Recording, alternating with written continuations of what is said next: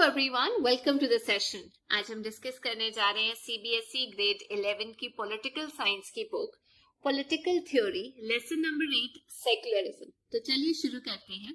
आगे बढ़ने से पहले कुछ क्वेश्चंस है मेरे दिमाग में, जैसे अगर एक कंट्री के अंदर, डेमोक्रेटिक स्टेट के अंदर अलग अलग तरीके के कल्चर और कम्युनिटी के लोग रह रहे हैं, तो जो स्टेट है वो कैसे इंश्योर करे कि उन सबको इक्वालिटी महसूस हो।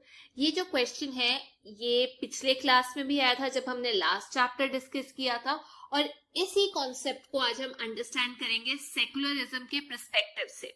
एक साइड पे तो सारे पॉलिटिशियंस स्वेयर करते हैं कि नहीं नहीं, हम तो सेकुलर कंट्री की अप्रोच रखते हैं। सेकुलर मतलब जहां पर सब रिलीजन्स को इक्वल सम्मान्यता दी जाती है, इंपॉर्टेंस दी जाती है, किसी रिलीजन को प्रायोरिटी नहीं दी जाती। एक साइड पे ये है जो पॉलिटिशियंस ऐसा बोलते हैं, और दूसरी साइड पे हम ये देखते हैं कि बहुत सारे डाउट्स हैं सेकुलरिज्म के कॉन्सेप्ट को लेके, खास तौर पे जो इंडिया में एग्जिस्ट करता है।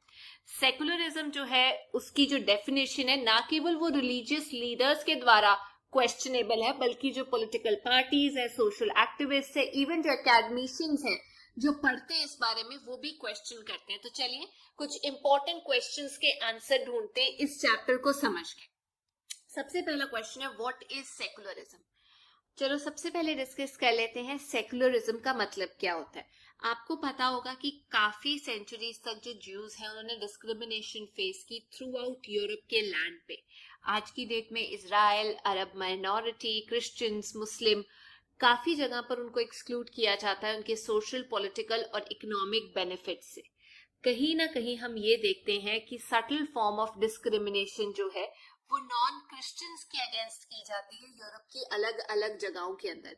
ना केवल ये, जो रिलीजियस माइनॉरिटीज हैं हमारी नेबरिंग स्टेट्स, हमारी नेबरिंग कंट्रीज के अंदर, पाकिस्तान, बांग्लादेश, वो भी एक सीरियस टॉपिक ऑफ कंसर्न है।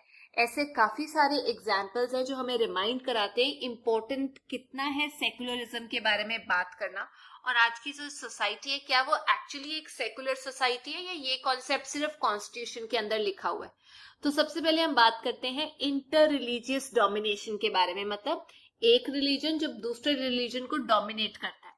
हम अपनी कंट्री की बात कर लेते हैं। हमारे कॉन्स्टिट्यूशन में डिक्लेयर किया गया कि हर सिटीजन को राइट है लिव करने का विद फ्रीडम, डिग्निटी, और वो किसी पार्ट में जाके रिसाइड कर सकता है।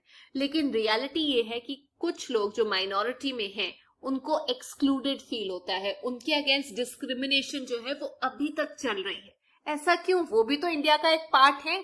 एग्जाम्पल्स मैं आपको दे देती हूँ। 2700 से ज्यादा जो सिख लोग हैं उनको दिल्ली के अंदर और अलग अलग पार्ट्स के अंदर मारा गया, उनका मैसेकर किया गया इन 1984। ज्यादा पुरानी बात नहीं है।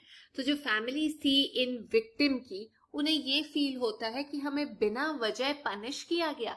वैसे ही बहुत सारे हजारों में हिंदू कश्मीरी पंडित थे जिनको फोर्स किया गया कि वो अपना घर छोड़ के, जो कि कश्मीर वैली था, वहां से बाहर निकल जाए, और कितने साल हो गए वो वापस वहां जा ही नहीं पाए। इसके अलावा थर्ड एग्जाम्पल, कम से कम नहीं तो 1000 से ज्यादा लोग, ज्यादातर जो मुस्लिम्स थे, वो विक्टिम बने थे गोधरा रॉयट्स के गुजरात में जो हुए थे 2002 में। जो मेंबर्स बच गए हैं वो कभी भी अपनी विलेजेस तक वापस जा ही नहीं सकते, क्योंकि वो उस चीज को फेस ही नहीं कर सकते। तो ये जो एग्जाम्पल्स है जिसमें हिंदू कश्मीरी पंडित की बात की गई है, सिख्स की बात की गई है, और इवन मुस्लिम्स की बात की गई है, इसमें कॉमन क्या है? हम ये देखते हैं कि जो डिस्क्रिमिनेशन है वो एक नहीं तो दूसरे फॉर्म में एग्जिस्ट करती है, रिलीजियस लाइंस पे करती है, किसी कम्युनिटी को टारगेट किया जाता है, विक्टिम बनाया जाता है। क्यों? क्योंकि वो एक रिलीजियस आइडेंटिटी रखते हैं। सिंपल वर्ड्स में अगर हम ये कहें कि बेसिक फ्रीडम जो है सिटीजन की, वो उनको अलाउड नहीं है कि वो एक्सेस कर सके, एक्सरसाइज कर सके। कुछ लोग ये भी बोलते हैं कि ये जो एग्जाम्पल्स हमने पढ़े हैं ये रिलीजियस परसिक्यूशन के हैं, ऑपरेशन के हैं, जब दबाया जाता है, और ये रिफ्लेक्ट करते हैं इंटर रिलीजियस डोमिनेशन, कि एक रिलीजन दूसरे रिलीजन को किस तरीके से डोमिनेट कर सकता है। अरे लेकिन फर्स्ट और फॉरमोस्ट जो डेफिनेशन है सेकुलरिज्म की, वो इस सब को अपोज करता है, इंटर रिलीजियस डोमिनेशन को अपोज करता है। तो ये क्रूशियल एस्पेक्ट है सेकुलरिज्म का कि कोई डोमिनेट नहीं करेगा। हर एस्पेक्ट में सेकुलरिज्म का कॉन्सेप्ट यही है कि हम अपोज करते हैं इंटर रिलीजियस डोमिनेशन, और रिलीजन के अंदर जो डोमिनेशन होती है इंट्रा रिलीजन डोमिनेशन, उसे भी अपोज करते हैं। अब ये इंट्रा रिलीजन डोमिनेशन क्या है, इसके बारे में बात कर लेते हैं। कुछ लोगों को ये लगता है कि जो रिलीजन है वो सिर्फ ओपियम ऑफ मासेस है। ये कार्ल मार्क्स ने थ्योरी दी थी जिसमें उन्होंने ये बोला था कि जो गरीब लोग हैं उनको विक्टिमाइज करके अमीर लोग अपने फायदे के लिए यूज कर रहे हैं, उनको पेन पहुंचा रहे हैं, और जो गरीब लोग हैं they are okay with it, क्योंकि उनके पास ना इस पेन को रिलीव करने के लिए असल में ओपियम नहीं है जो एक ड्रग है। तो उनको ये लगता है कि शायद ये जो पेन है जो हमें टॉर्चर किया जा रहा है, इससे हमारा जो पेन है वो शायद कहीं ना कहीं गायब हो जाएगा। कुछ लोग ये भी बोलते हैं कि जो बेसिक नीड्स हैं लोगों की, उसको फुलफिल करने के लिए लोग भगवान का सहारा ले रहे हैं, लेकिन जिस दिन उनकी लाइफ जो है वो खुशहाल हो जाएगी, वो खुश हो जाएंगे, उस दिन जो रिलीजन है वो डिसअपियर हो जाएगा। ये जो व्यूज हैं ये कुछ एग्जैजरेटेड व्यूज हैं हमारे पोटेंशियल को लेके। ऐसा तो कोई दिन नहीं ना आएगा जब हम फुली सेटिस्फाइड हो जाएंगे, हम कॉन्कर कर लेंगे वर्ल्ड को, हम कंट्रोल कर लेंगे। ना तो हम अपनी लाइफ के ऊपर कंट्रोल कर सकते हैं, ना हम उसे इमॉर्टल बना सकते हैं, डिजीजेस जो है उसे खत्म नहीं कर सकते, एक्सीडेंट से हम अपने आप को बचा नहीं सकते।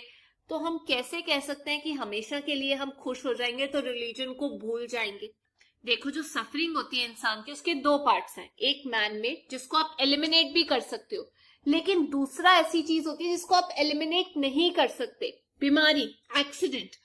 और इन सब से जो छुटकारा हमें पहुंचाता है वो है रिलीजन, वो है आर्ट, वो है फिलॉसफी, हमारी सफरिंग को कम करता है। और जो सेकुलरिज्म है वो इसी के बारे में है, इसी एस्पेक्ट के बारे में बात करता है।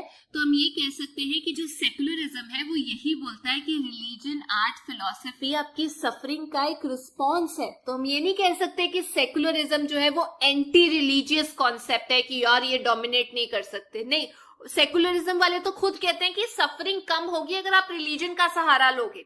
लेकिन ये जो रिलीजन की जो प्रॉब्लम है ना, ये बहुत डीप रूटेड है। जैसे मैं आपको एग्जांपल दूं कि जो ट्रेंड्स होते हैं रिलीजन के अंदर, वहां पर ना थोड़े बायस होते हैं।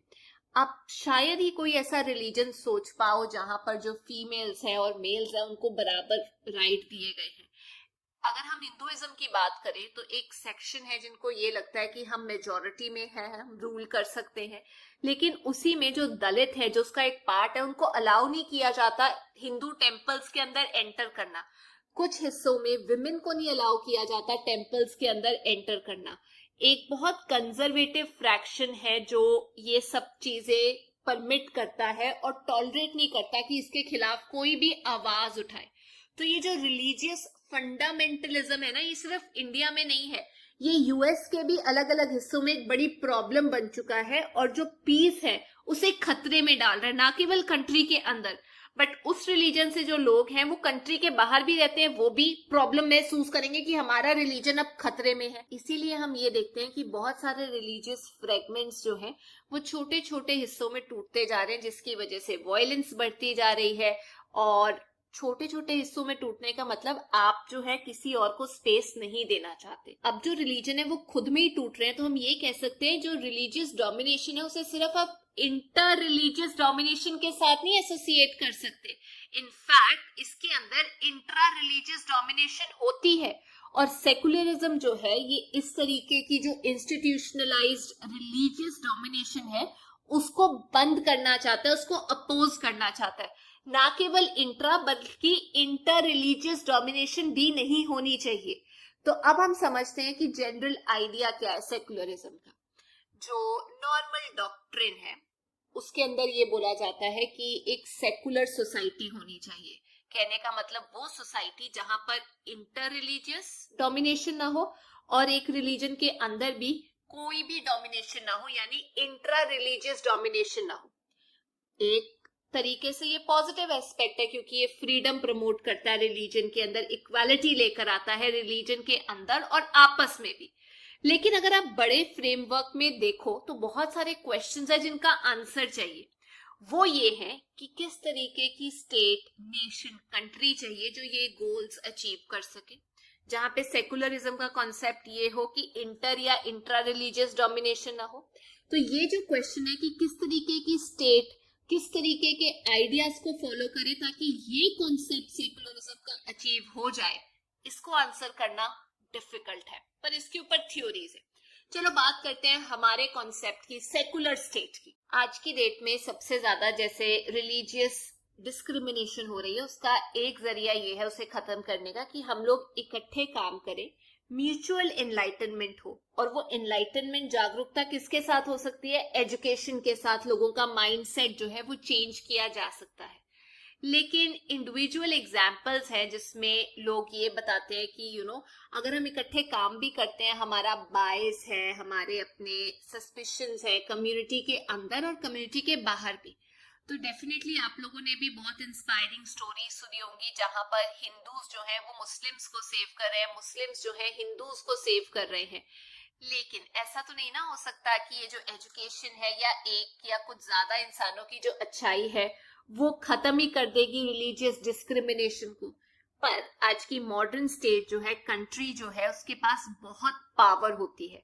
वो जैसे चाहे फंक्शन करके ये जो डिफरेंसेस है इसे ओवरकम भी कर सकती है, स्ट्रगल जो है उसे खत्म भी कर सकती है, एक ऐसी सोसाइटी पैदा कर सकती है जहां पर लोग जो है कॉन्फ्लिक्ट में नहीं रह रहे, जहां डिस्क्रिमिनेशन नहीं हो रहा। इसीलिए बात करना जरूरी है कि किस तरीके की स्टेट होनी चाहिए, कंट्री होनी चाहिए जो इस तरीके के जो रिलीजियस कॉन्फ्लिक्ट है उन्हें बचा सके, बंद कर सके, प्रिवेंट कर सके और प्रमोट कर सके रिलीजियस हार्मनी। तो शुरू करते हैं। सबसे पहला कॉन्सेप्ट ये होता है कि एक स्टेट जो है उसको रिलीजियस लीडर के द्वारा नहीं चलाया जाना चाहिए। ऐसी जो स्टेट है जिसको प्रीस्ट या कोई रिलीजियस लीडर चलाते हैं उसे थियोक्रेटिक स्टेट बोला जाता है। जैसे कि पेपल स्टेट्स जो है यूरोप के अंदर मिडीवियल टाइम में एग्जिस्ट करती थी। रीसेंट टाइम में आपने एग्जाम्पल देखा होगा तालिबान कंट्रोल स्टेट का, जहां पर पॉलिटिक्स और रिलीजन के बीच में कोई ज्यादा डिफरेंस नहीं है, सेपरेशन नहीं है। जो हायरार्की है, ऑपरेशन है, वो कंटिन्यू किया जाता है और दूसरे लोगों को परमिशन नहीं है कि वो अपना रिलीजन जो है वो प्रैक्टिस करें। तो अगर हम वैल्यू करते हैं फ्रीडम को, इक्वालिटी को, रिलीजियस इंस्टीट्यूट्स को, तो डेफिनेटली जो स्टेट है उनको रिलीजियस इंस्टीट्यूट से दूर होना चाहिए। अब लोग ये सोचते हैं कि ये जो दूरी है कि ठीक है स्टेट को कोई रिलीजन मॉनिटर नहीं कर रहा, चला नहीं रहा, पर ये जो दूरी है ये किस तरीके की होनी चाहिए? क्या इसके ऊपर कोई लिमिटेशन होनी चाहिए या सिंपल होना चाहिए? इसके ऊपर डिस्कशन कर लेते हैं। दो केसेस हैं इसके ऊपर। सबसे पहला केस है, हम ये कह सकते हैं नॉन थियोक्रेटिक जो स्टेट है उसमें ये हो सकता है कि हम बिल्कुल रिलीजन से कोई लेना देना नहीं रख रहे, और एक केस ये हो सकता है कि कहीं ना कहीं थोड़ा सा क्लोज अलायंस है, और तीसरा केस ये भी हो सकता है जो इंडिया के केस में हम पढ़ेंगे। हम पहला केस लेते हैं जहां पर नॉन थियोक्रेटिक स्टेट है लेकिन जो रिलीजन है वो कहीं ना कहीं अलायंस रखता है, क्लोजली एसोसिएटेड है। जैसे कि इंग्लैंड के अंदर था 16th सेंचुरी के अंदर। जो प्रीस्ट थे वो डेफिनेटली सरकार नहीं चला रहे थे, लेकिन जो स्टेट थी वो फेवर कर रही थी एंग्लिकन चर्च को, उसके मेंबर्स को। तो इसीलिए जो ऑफिशियल रिलीजन था वो भी क्रिश्चियनिटी डिक्लेयर हो गया था। वही देखने को मिल रहा है पाकिस्तान के अंदर। जो ऑफिशियल स्टेट का रिलीजन है वो है सुन्नी इस्लाम। हालांकि हम ये नहीं कह सकते कि उनको चला रिलीजन रहा है, लेकिन एसोसिएशन तो है। ऐसी सिचुएशन में प्रॉब्लम्स आ सकती हैं। अब बात करते हैं एक ट्रूली सेकुलर नेशन की, एक स्टेट जो रिफ्यूज कर देता है कि हम थियोक्रेटिक नहीं है और साथ में हमारी कोई अलायंस नहीं है रिलीजन के साथ, हमारा कोई लेना देना नहीं है। कहने का मतलब रिलीजन और जो स्टेट है वो सेपरेट है, एक दूसरे से अलग है। तो ये जो सेकुलर स्टेट है ये कमिटेड होती है अपने प्रिंसिपल्स और गोल्स को लेके, जो ये नॉन रिलीजियस सोर्सेज से डिराइव करती है।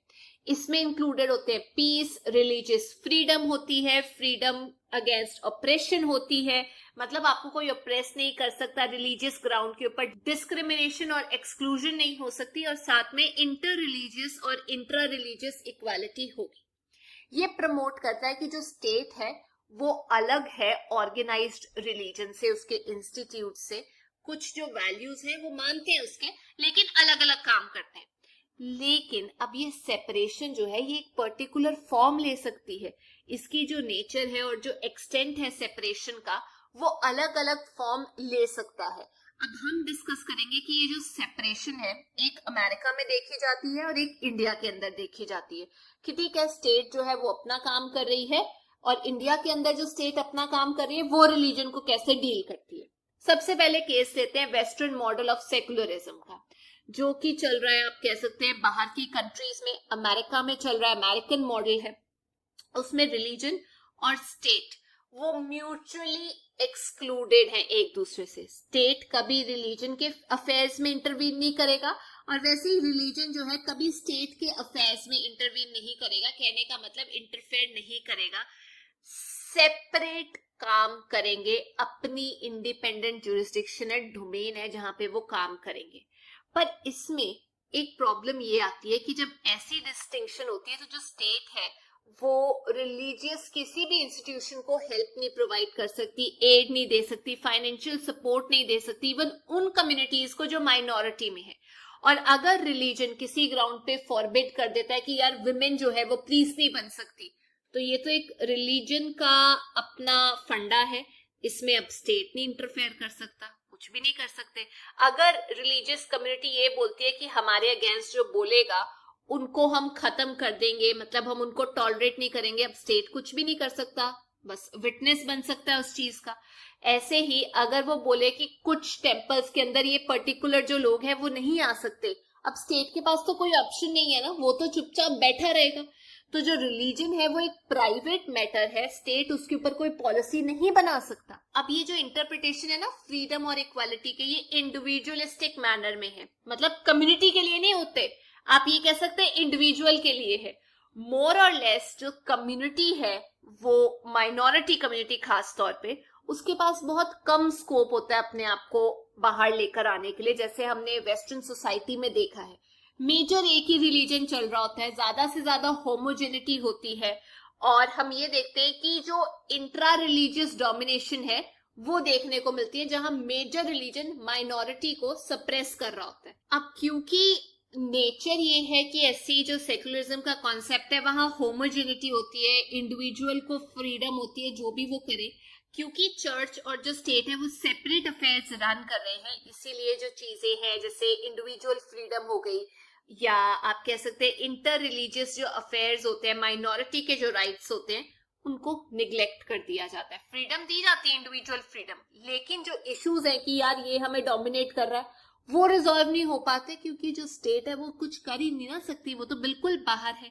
तो काफी लोग जो है वो इस प्रैक्टिस के अगेंस्ट बोलते हैं कि स्टेट को कुछ ना कुछ रिलीजियस रिफॉर्म करने चाहिए। ये जो कॉन्सेप्ट है सेकुलरिज्म का, ये कहीं ना कहीं गलत है। इंडिया का जो कॉन्सेप्ट है सेकुलरिज्म का, वो पढ़ने से पहले मैं आपको बताना चाहती हूँ कि टर्की में क्या चल रहा था first half of 20th century में।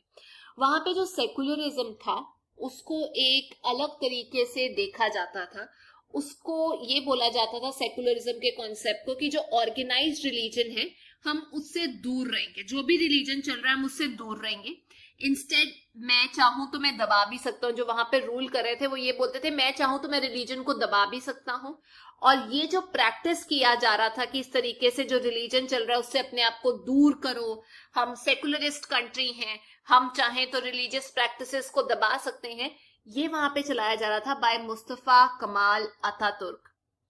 तो वो पावर में आए थे फर्स्ट वर्ल्ड वॉर के बाद, और वो डिटरमाइंड थे कि हम खत्म करने वाले हैं जो खलीफा होते हैं ना पब्लिक लाइफ के अंदर, एक रिलीजियस लीडर होते हैं, वो कहते हैं मैं ये इंस्टीट्यूशन खत्म करने वाला हूँ। वो इतने कन्विंस थे कि जो ट्रेडिशनल सोच है उसे मैं खत्म करने वाला हूँ, यही एक जरिया है टर्की को एलिवेट करने का, ट्रेडिशनल सोच से दूर हूँ। वो लोगों को बोलते थे कि मॉडर्न कपड़े पहनो, अच्छी एजुकेशन लो। इसका एग्जाम्पल उन्होंने खुद दिया अपना नाम चेंज करके। उन्होंने अपना नाम, पहले जो उनका नाम था वो था मुस्तफा कमाल पाशा, वहां से चेंज करके कर दिया कमाल अतातुर्क। अतातुर्क जो है उसका मतलब होता है फादर ऑफ द तुर्क्स। जो फैज होती है ना, जो मुस्लिम कैप होती है, उसकी जगह उन्होंने बोला कि एक हैट लॉ लेकर आ रहा हूं, तुम्हें अलग तरीके की हैट डालनी है, वेस्टर्न कपड़े डालने हैं।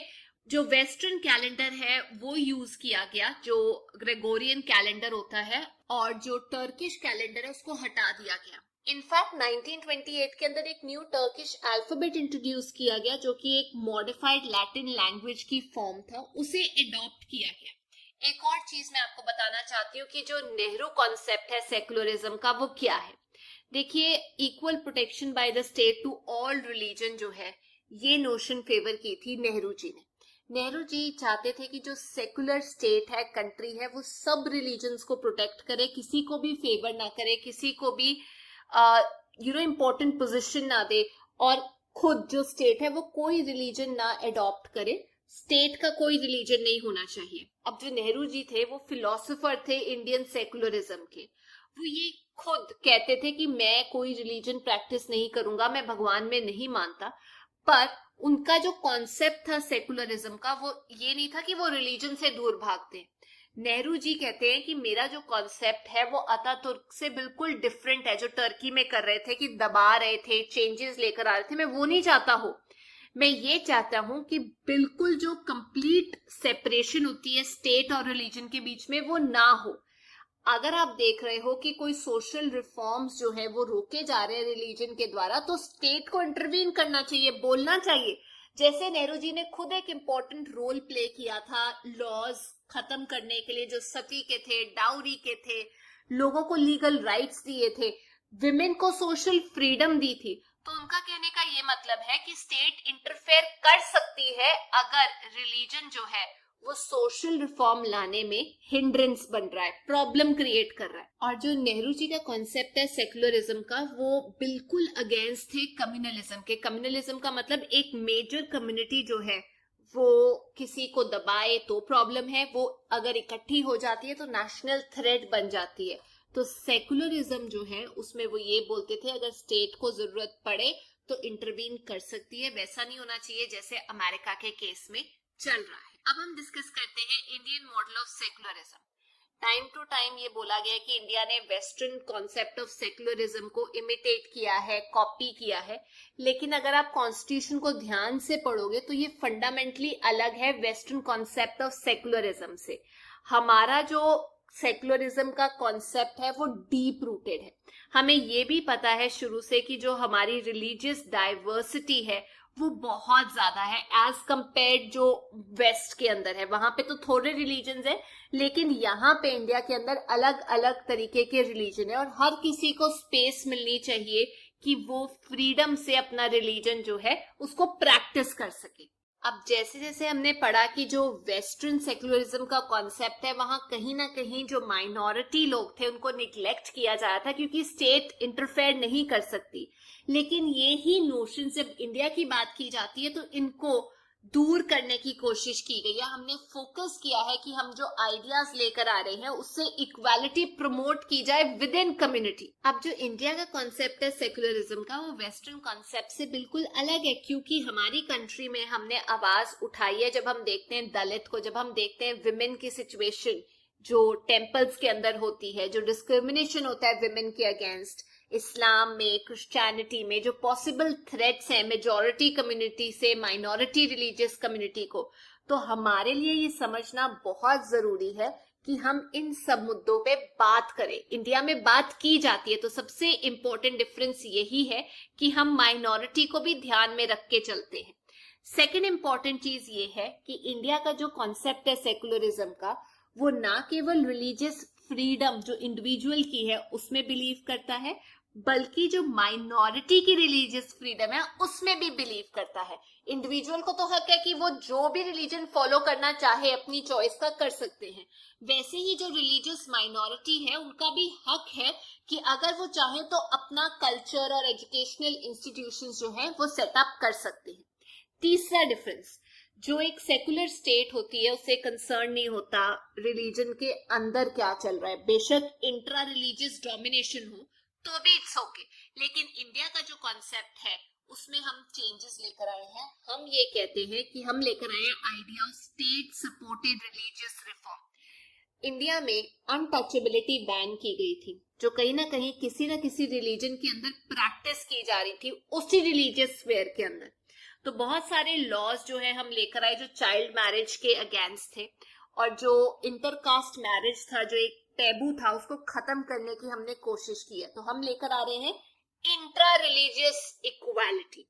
अब क्वेश्चन ये खड़ा होता है कि क्या स्टेट इंटरवीन कर सकती है, सपोर्ट कर सकती है रिलीजियस रिफॉर्म को, और फिर भी ये कहलाई जा सकती है कि हम तो सेक्युलर है। देखिए जो बेसिक कॉन्सेप्ट है सेक्युलरिज्म का इंडिया का वो ये है कि हम एक थियोक्रेटिक स्टेट नहीं है। प्लस हमारी एक सोफिस्टिकेटेड पॉलिसी है जिसमें हम चाहते हैं कि रिलीजियस इक्वालिटी आए। बट इसका मतलब ये नहीं है कि हम अपने आप को दूर कर दें, जैसे अमेरिकन स्टाइल है, हम बिल्कुल डिसएंगेज कर दें, हम पार्टिसिपेट ही ना करें, आंखें बंद कर लें अगर कुछ गलत हो रहा है। इंडिया की जो स्टेट है वो इंगेज करती है रिलीजियस अफेयर्स में अगर कुछ गलत हो रहा होता है, अगर कोई नेगेटिव इम्प्लीकेशन होते हैं किसी रिलीजन के, तो जो स्टेट है वो एक्शन लेती है उसके ऊपर, जैसे कि हमने बैन किया अनटचेबिलिटी। तो इसे हम कह सकते हैं पॉजिटिव मोड है एंगेजमेंट का। इंडिया का जो कॉन्स्टिट्यूशन है वो ग्रांट करता है रिलीजियस माइनॉरिटीज को कि वो एस्टैब्लिश कर सकते हैं, मेंटेन कर सकते हैं अपने एजुकेशनल इंस्टीट्यूट्स, और जो स्टेट है वो उनको फंडिंग भी देगा। तो ये जो अलग अलग तरीके हैं ना जिससे हम प्रमोट कर रहे हैं values of peace, freedom, equality, ये जो है हमारे को एक दूसरे के साथ बांध के रखते हैं। अगर आप इंडिया के लिए कहो कि जो फ्रेज है equal respect for all religions, ये हमारे सेक्युलरिज्म के कॉन्सेप्ट को जस्टिफाई नहीं कर सकती। इस फ्रेज का ये मतलब है कि पीसफुली कोएग्जिस्ट करे सारे के सारे रिलीजन्स, इंटर रिलीजियस टॉलरेशन होनी चाहिए।